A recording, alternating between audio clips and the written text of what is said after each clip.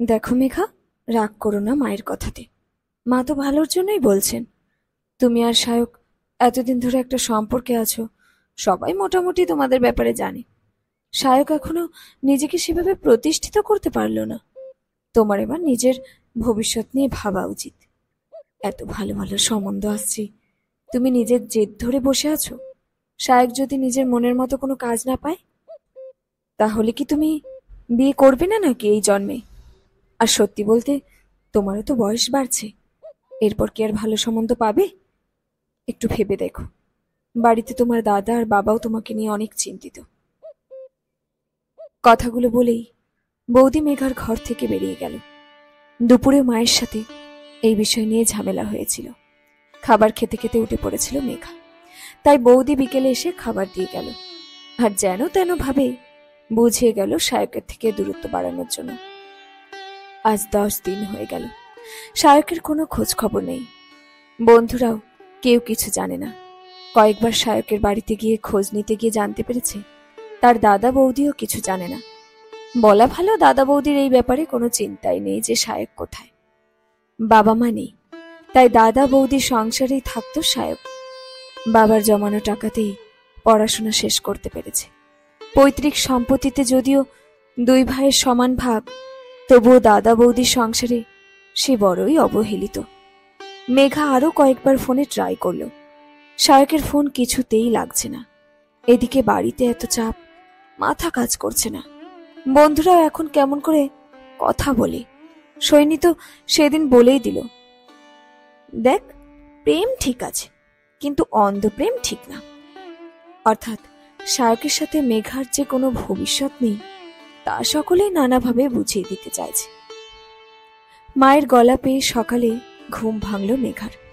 মেঘার কাছে গিয়ে তার মা বললেন, শুনেছিস তোর প্রিয়া দিদির কি হয়েছে? প্রিয়া দিদি মেঘার পাশের বাড়িতে থাকে, ভালোবেসে বিয়ে করেছিল বছর 2 আগে।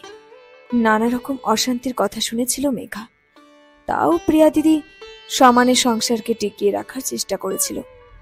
মায়ের কথাতে পাত্তা না দিয়ে তাড়াতাড়ি বিছানা থেকে নেমে প্রিয়া দিদির বাড়ির দিকে গেল। মা পেছন থেকে বারবার বলতে লাগলেন, ওইসব প্রেম টেম বিয়ের পর কিছুই থাকে না রে। নিজের পছন্দের ছেলেকে বিয়ে করলে পরিণাম এমনই হবে। মেঘা একবার দাঁড়িয়ে গেল, তারপর রাগান্বিত চোখে একবার মায়ের দিকে ঘুরে তাকালো। মা চুপ করে গেলেন। মেঘা সোজা চলে গেল প্রিয়া দিদির বাড়িতে। প্রিয়া দিদি সব কথাই মেঘার সাথে শেয়ার করত। প্রিয়া দিদির বাড়ির ভেতরে যেতেই কেমন যেন এক নীরবতা অনুভব করল। অন্যদিন হলে প্রিয়া দিদির মা মেঘাকে দেখে কত খুশি হতেন, আজ যেন ওনার মুখ কেমন ফ্যাকাশে। মেঘা প্রিয়া দিদির রুমে চলে গেল। প্রিয়া মেঘাকে দেখে জড়িয়ে ধরে কাঁদল কিছুক্ষণ। মেঘা আলতো করে মাথাটা হাত বুলিয়ে দিল, তবে থামালো না প্রিয়াকে। কিছুক্ষণ পর প্রিয়া শান্ত হলো, তারপর বলল, অনেক চেষ্টা করলাম সংসারটাকে টিকিয়ে রাখার রে, কিন্তু পারলাম না রে মেঘা, পারলাম না। মেঘার কোনো প্রশ্ন করল না, কারণ মেঘা সবই জানত। প্রিয়াকে শুধু নিজের জীবন নিয়ে ভাবতে বলল, তবে এই মুহূর্তে নিজেকে একটু সময় দিতে হবে তাকে, তারপর না হয় নিজের ভবিষ্যতের কথা ভাবা যাবে। আরো বেশ কয়েকবার সায়কের ফোনে ট্রাই করলো মেঘা, কিন্তু এখনো সেই একই অবস্থা। 1 মাস হতে চলল, ছেলেটার কোনো খোঁজ নেই। চারিদিকে এসব দেখে আর ভালো লাগছে না। বাড়িতেও চাপ দিচ্ছে। একটা পার্ট টাইম জব করে মেঘা, তাই যেটুকু সময় বাড়ির বাইরে থাকে শান্তিতে থাকে। নিজের বাড়িটা এখন আর ভালো লাগে না। সবাই সায়কের থেকে দূরত্ব বাড়ানোর চেষ্টা করে, কিন্তু মেঘা কিছুতেই বোঝাতে পারে না 7 বছরের একটা সম্পর্ক থেকে বেরিয়ে আসা সহজ নয়। আর মেঘা তো এই 7 বছর ধরে সায়কের থেকে কোনো খারাপ ব্যবহারও পায়নি, বরং সায়ক তাকে অনেক যত্নে আর আগলে রাখত। তবে শেষ কয়েক মাস ছেলেটা কেমন যেন একটু বদলে গিয়েছিল। নিজেকে সোশ্যাল মিডিয়া থেকে দূরে সরিয়ে নিয়েছিল। তার কয়েকদিন পর থেকেই উধাও। রবিবার সকালের দিকে একটা আননোন নাম্বার থেকে ফোন আসে। মেঘা তাড়াতাড়ি ফোনটা রিসিভ করে। বারবার হ্যালো বলার পরেও ওই প্রান্ত থেকে একদম চুপ। মেঘাও কিছুক্ষণ চুপ থাকার পর বলল, কথা বল সায়ক, আমি জানি তুই ফোন করেছিস। একটু তোর গলাটা শুনি। শুনবি? আগে বল কেমন আছিস। আছে, তোর সাথে কিছু কথা আছে। শুনছি, বল।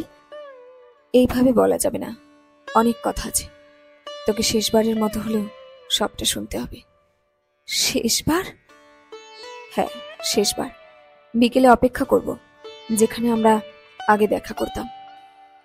ফোনটা ডিসকানেক্ট হয়ে গেল। কিছুক্ষণ নীরব হয়ে বসে থাকলো মেঘা।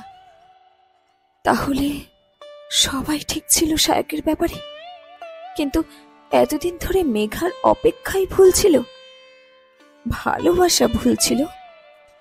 চোখের থেকে নোনতা জলের ধারা বয়ে যেতে লাগলো মেঘার। সায়ক কি তাহলে এই সম্পর্ক থেকে বেরিয়ে আসতে চায়? কিন্তু মেঘার সাথে কোনোদিনও তেমন ঝগড়া তো হয়নি সায়কের। দুজনে ভীষণ আন্ডারস্ট্যান্ডিং। বিকেল দিকে তাড়াতাড়ি বেরিয়ে পড়ল মেঘা। সময়ের আগে তাকে পৌঁছাতেই হবে। এর আগেও মেঘা তাই করত। ওর যেন অপেক্ষা করতে ভালো লাগতো। তবে আজ হয়তো শেষ অপেক্ষা। পৌঁছে গিয়ে দেখল সায়ক আগেই সেখানে পৌঁছে গেছে। মেঘা বেশ অবাক হলো। সায়ক মেঘাকে দেখে হাসি মুখে বলল, প্রতিবার তুই অপেক্ষা করতিস আমার জন্য এখানে, আজ ভাবলাম আমি করি। মেঘা তাকিয়ে আছে সায়কের দিকে। চেহারার অবস্থা খারাপ, মনে হয় ঠিকমতো খাওয়া ঘুম হয়নি। তবে চোখগুলো বেশ চকচক করছে, যেন মনে হয় কোনো আশার আলো পেয়েছে। মেঘা সায়কের চোখে চোখ রেখে বলল, কেমন আছিস? সায়ক বলল, আর কিছু জানতে চাইবি না? আমি কোথায় ছিলাম, কেন তোকে ফোন করিনি? আমার উপর কোনো রাগ নেই তোর? মেঘা আবারও শান্ত গলায় বলল, এইসব কিছু থেকে আগে আমার জানার আছে তুই কেমন আছিস। সায়ক এবার মেঘার হাত দুটো ধরে বসালো আর নিজে বসলো মেঘার পায়ের কাছে। তারপর বলা শুরু করলো, এতদিন সে ব্যাঙ্গালোর ছিল, সেখানে একটা জব পেয়েছে, কাউকে জানায়নি। দাদা বৌদির উপর অভিমান করে সে এখান থেকে চলে গিয়েছিল। ভেবেছিল নিজের পায়ের মাটি শক্ত করতে পারলে তবে ফিরবে মেঘার কাছে। তা এতদিনে করতে পেরেছে বলেই এখন মেঘার কাছে এসেছে। মেঘা শান্ত হয়ে বসে আছে, শুধু শুনে যাচ্ছে। সায়ক বারবার করে বলছে, আমি নিজেকে প্রতিষ্ঠিত করতে পেরেছি, এবার তোর বাড়িতে গিয়ে বিয়ের কথা বলতে পারবো, আর কেউ আমাদের মাঝে বাধা হয়ে দাঁড়াবে না। মেঘা ছলে ছলে চোখে বলল, সবাই চেয়েছিল তোর আর আমার সম্পর্ক ভেঙে যাক, এমনকি আমাদের বন্ধুরাও। কিন্তু আমার তোর প্রতি বিশ্বাস ছিল, নিজের প্রতি ছিল, আর আমাদের ভালোবাসার প্রতি ছিল। চারিদিক এত নেগেটিভিটির মধ্যেও আমার মনে হয়েছিল তুই আসবি, আমি এই অপেক্ষা নিয়েছিলাম। তবে তুই তখন ফোনে কেন বললি শেষবারের মতো? সায়ক হেসে বলল, শেষবারের মতোই তো, আর যে তোকে অপেক্ষা করতে হবে না। 5 বছর পর ব্যাঙ্গালোরে সায়ক আর মেঘার নতুন ফ্ল্যাটে আজ গৃহপ্রবেশ। বিয়ের পর মেঘাও এখানে এসে একটি পার্ট টাইম জব শুরু করে। দুজনের পরিশ্রমে আজ এই জায়গায় এসে পৌঁছেছে। গতকালই সায়কের দাদা বৌদি আর মেঘার পরিবারের সকলে চলে এসেছে। সকলেই ভীষণ খুশি। সায়ক আর মেঘা একে অপরের দিকে তাকিয়ে আজ থেকে 5 বছর আগের পরিস্থিতির কথা ভেবে হাসছে। শেষ হলো আজকের গল্প অপেক্ষা, কলমে মৌসুমী হাজরা।